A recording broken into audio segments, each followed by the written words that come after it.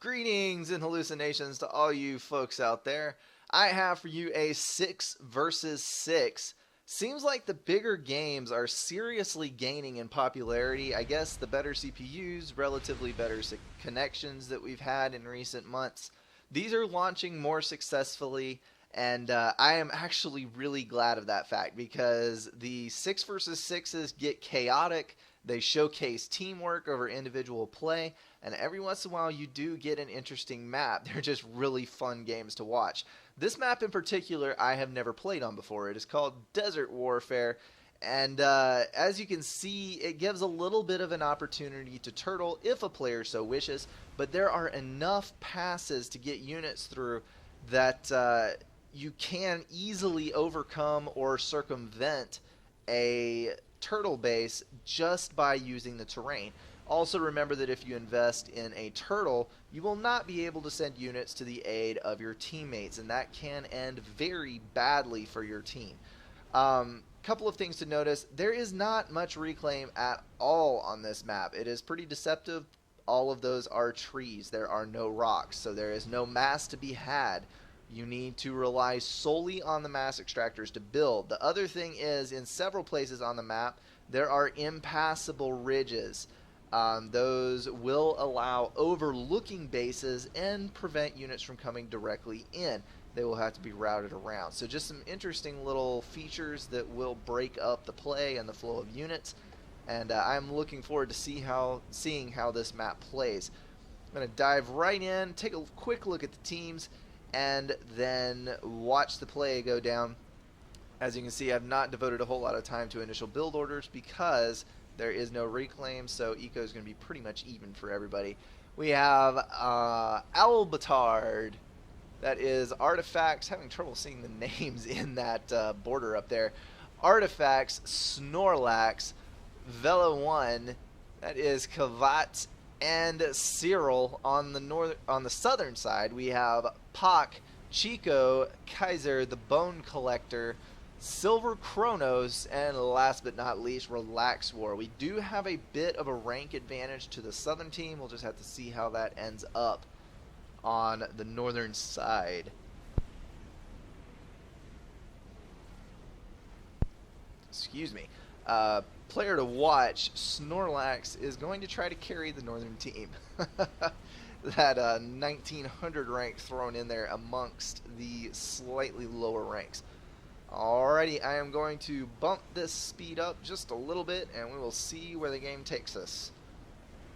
Right off the bat, I noticed that there's a lot of manual reclaim going on and ACUs running to center. Players who have realized that there is no reclaim in the center are queuing up a lot of factories at the front, as you can see here. That is going to be a bit of an advantage if they can get all those factories off the ground. They have to get them built before the tanks come down, though. Got a T1 bomber out for Kaiser fairly early. However, it is not going to get any kills, really. Artifacts. Getting my names confused. Artifacts is going to have interceptors up early, probably anticipating that move, and he is going to snipe that bomber straight off. But I am seeing a pretty good stockpiling of T1 bombers down here for Relax War.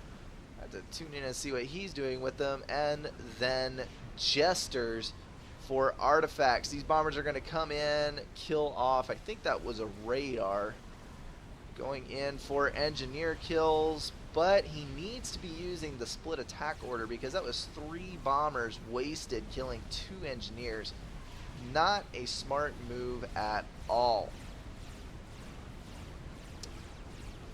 The Bone Collector is going to have to be a little careful with his comm right here. He got stuck out in a 2 versus 1, soon to be 3 versus 1, and Jesters. That could end badly. Health dropping off very quickly. Luckily, Pak has a few interceptors. This is what I was talking about with these land factories being an advantage. Your unit mix gets to the front a whole lot quicker because if you have all of your land factories in the back, after you change your build queue, you have to wait for all the units to travel to the front. So that move saved the Bone Collector's life. That was I'm very surprised he got out of there alive. 3 ACUs on 1 with a bunch of Jesters accompanying. Now Keezer's in a little bit of trouble, but Kronos is finally coming to the rescue of his teammates, pushing all these units over here. Looks like everyone's getting drawn to this center point. Even more Jesters coming out for artifacts and building more. I don't know why he's doing this. By the time you build 7 or 8 Jesters, you could have gone to a Tech 2 factory and built a couple of Renegades, which have far superior health statistics. They have area of effect on their fire, even though they have slightly less damage per mass, and they have a better, more accurate firing pattern than the Jesters, along with more fuel. So there is no reason not to go Tech 2 and build Renegades. By the time, this is a good solid dozen Jesters that Artifacts has built. Still trying to snipe off ACUs. Choosing bad targets, honestly. Just not doing a very good job of it. Although the Bone Collector is getting down pretty dang low. Flak coming out for... that is Relax War. If he were a good teammate, he would be pushing that Flak over here to help protect these ACUs. That would be a good thing to do to help out. Albitard is doing exactly what you should never do. He is building walls, he is building point defense, he is going to wall himself in and try to stay out of this game. But when you try to stay out of a game, in reality what happens is that means your team has one less player, and all of these units are going to shuffle on over here to the right side and do devastating things to the rest of your team while you're not paying attention. It looks like this side is going to be held fairly well by a few point defense, a little bit of a choke play here. But the center is having problems. That is Kaiser with a double gun ACU that is damage and range. That is a brutal combination, and if he has the power to back it up, which he does, the overcharges on that are going to be fantastic, killing multiple pillars at once. Kronos going for an upgrade in a very bad location. That is probably the worst place you could possibly choose to upgrade your ACU. Right in the middle of a land war. Kaiser is going to have to back off just a little bit, or a lot.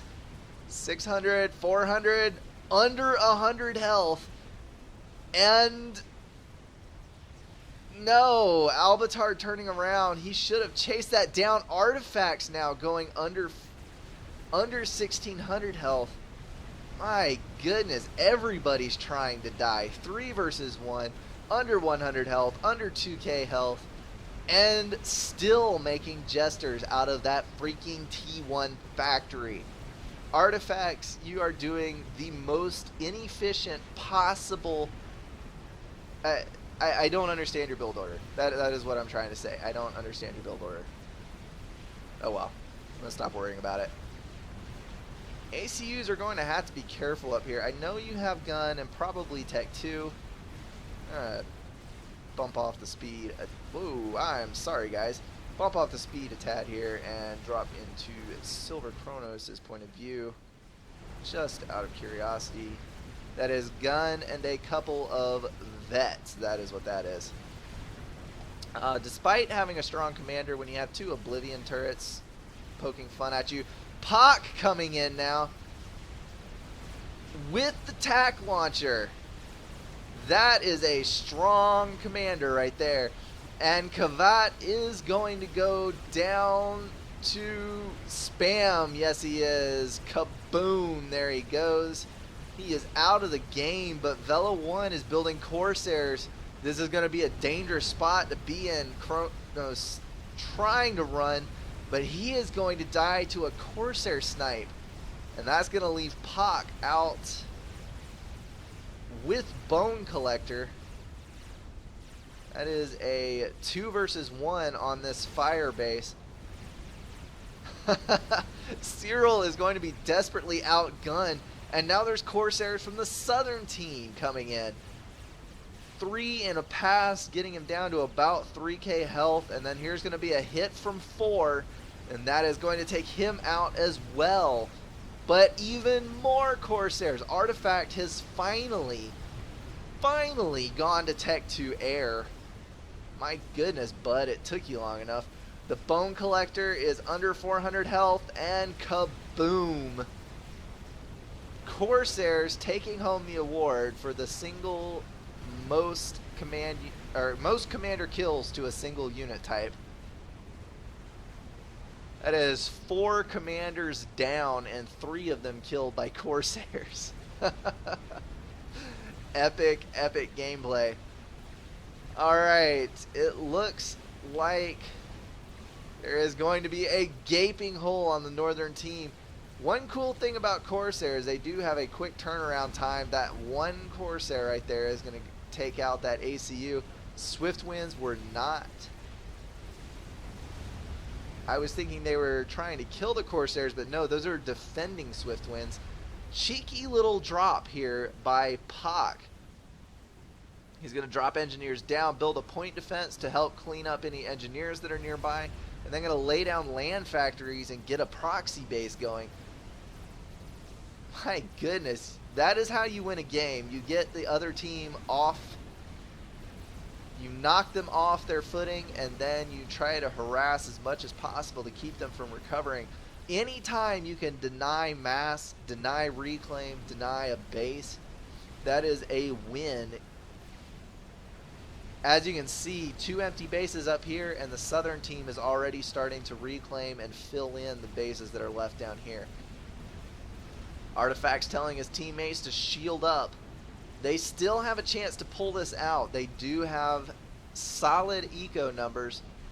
Not quite as high as the southern team, but definitely not out of the game. Especially Albitard, who is going to go down to Corsairs.